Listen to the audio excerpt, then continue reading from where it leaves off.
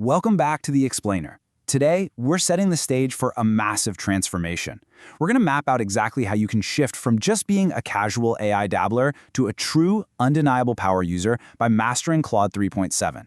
Seriously, if you've been treating this thing like just another basic chatbot, you're leaving an immense amount of potential on the table.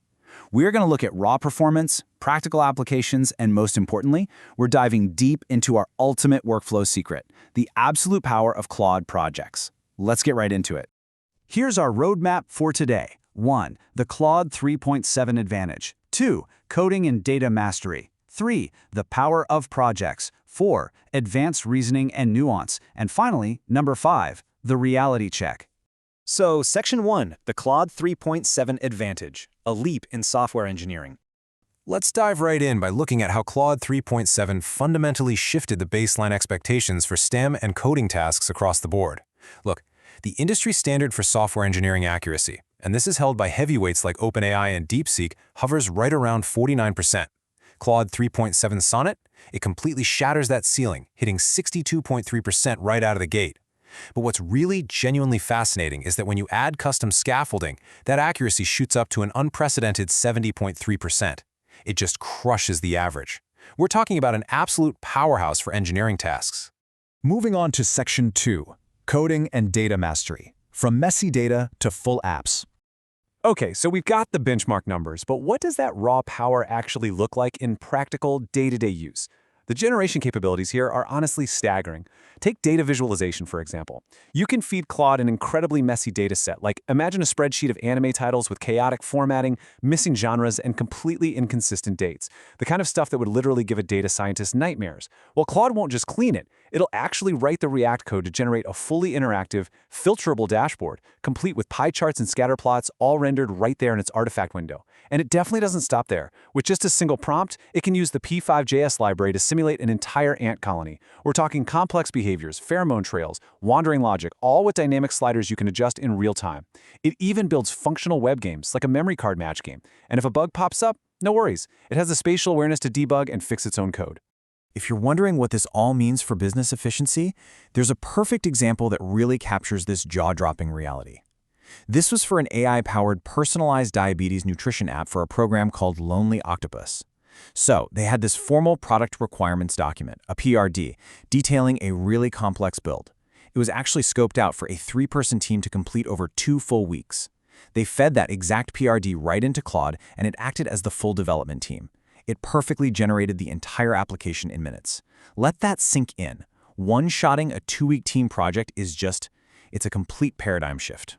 Which brings us to Section 3, the power of projects, solving the muddled context problem. Now, despite all this raw power we just talked about, there's this massive trap casual users fall into. We call it the muddled context problem. And overcoming this is actually the core focus of our explainer today. Enter the Claude Project. This isn't just some neat little organizational feature, okay? It's a mandatory workflow for serious users. Think about it. If you're trying to do complex, multifaceted work in a single standard chat window, you are going to confuse the AI. The outputs will just start blending together. But a Claude project acts as a dedicated workspace. It gives you a shared, centralized knowledge base at the top level and then allows you to spin up completely isolated subchats underneath it. This completely prevents that context bleed. Let's break down how you actually build this out. Step 1 is uploading your core knowledge. So imagine you're tasked with analyzing the World Economic Forum's Future of Jobs report. That's a massive 290-page PDF. You upload that directly into the project's knowledge base. Boom, that's the brain. Step 2, you set a system prompt.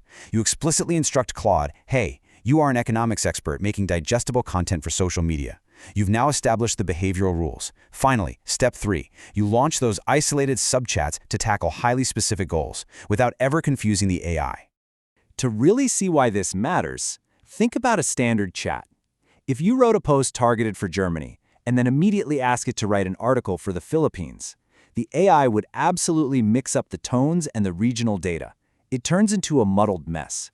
But in a project workspace, those isolated subchats deliver laser-focused outputs.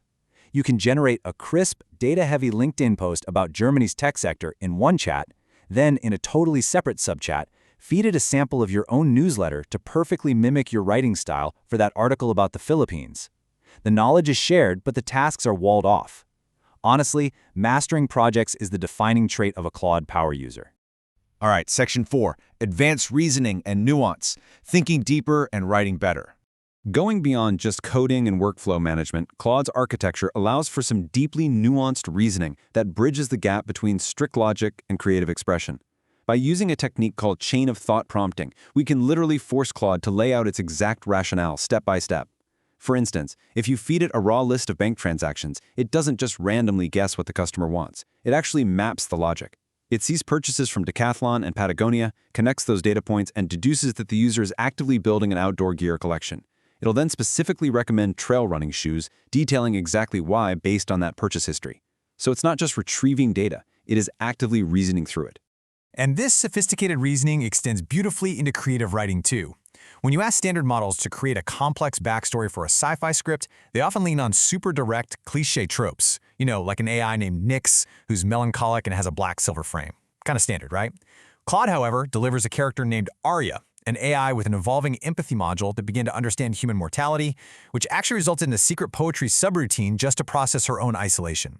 The depth, the subtleties, the underlying motives, they are just significantly more sophisticated. It's exactly why writers are flocking to this model.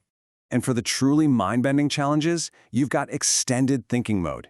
If you throw incredibly difficult, high-level math at standard models, like the infamous Feynman restaurant problem, they'll usually just instantly spit out a confidently wrong answer.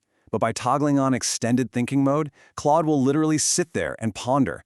It runs background reasoning processes for long durations, carefully breaking down all the variables to reach complex approximations that standard generations simply cannot achieve.